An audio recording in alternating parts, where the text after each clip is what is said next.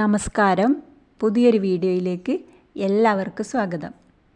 ഇന്ന് നമ്മൾ ഈ വീഡിയോയിലൂടെ മനസ്സിലാക്കുന്നത് എല്ലാവരോടും ക്ഷമിക്കുന്നതിൻ്റെ പ്രാധാന്യത്തെ പറ്റിയാണ്. എല്ലാവർക്കും അറിയാം, എല്ലാവരോടും ക്ഷമിക്കണം, എല്ലാവരോടും ദയ കാണിക്കണം എന്നൊക്കെ നമ്മൾ എല്ലാവർക്കും അറിയാം. എന്നാലും ഇത് മനസ്സിൽ കൊണ്ട് നടക്കുക എന്നതല്ലാതെ പ്രാവർത്തികമാക്കാറില്ല പലരും.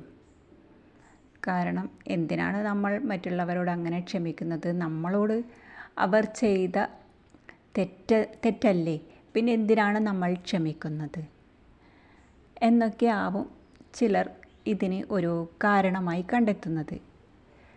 അപ്പോൾ ഇതിൻ്റെ ശരിയായ പ്രാധാന്യം നമുക്ക് അറിയാൻ സാധിച്ചാൽ നമ്മൾ തനിയെ എല്ലാവരോടും ക്ഷമിക്കും എന്നുള്ളതാണ്.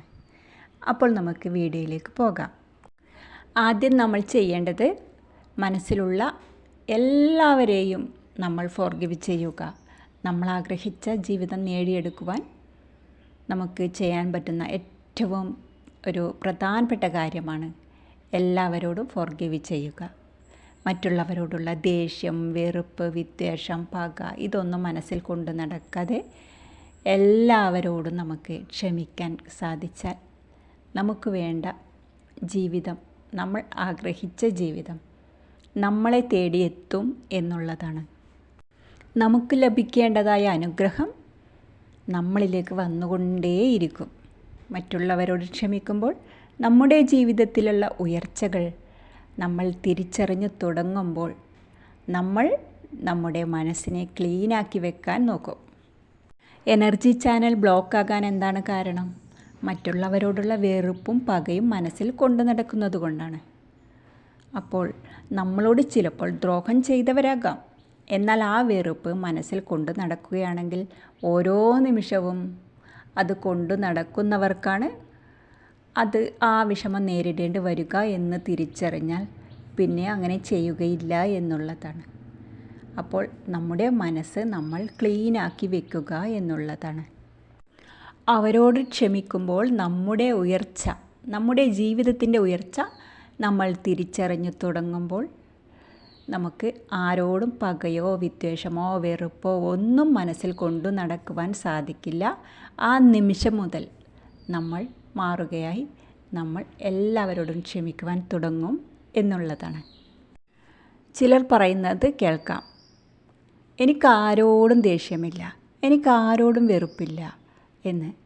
എന്നാൽ നമുക്ക് അങ്ങനെ അറിയാൻ സാധിക്കണം എങ്കിൽ നമ്മളോട് ആർക്കും വെറുപ്പില്ല, ദേഷ്യമില്ല എന്ന് നമുക്ക് തിരിച്ചറിയണമെങ്കിൽ ഒറ്റ കാര്യം നമ്മൾ ചെയ്താൽ മതി.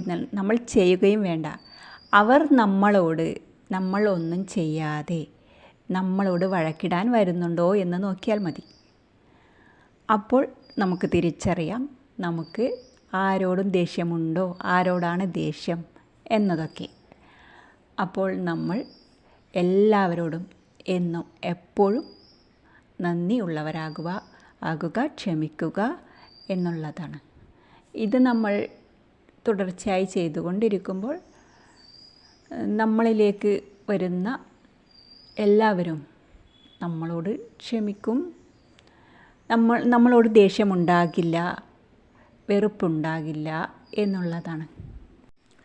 മറ്റുള്ളവരോട് ക്ഷമിക്കുമ്പോൾ നമ്മുടെ ജീവിതത്തിലുണ്ടാകുന്ന ഉയർച്ചകൾ തിരിച്ചറിഞ്ഞു തുടങ്ങുമ്പോൾ നമ്മൾ നമ്മുടെ മനസ്സിനെ ക്ലീനാക്കി വെക്കാൻ നോക്കും.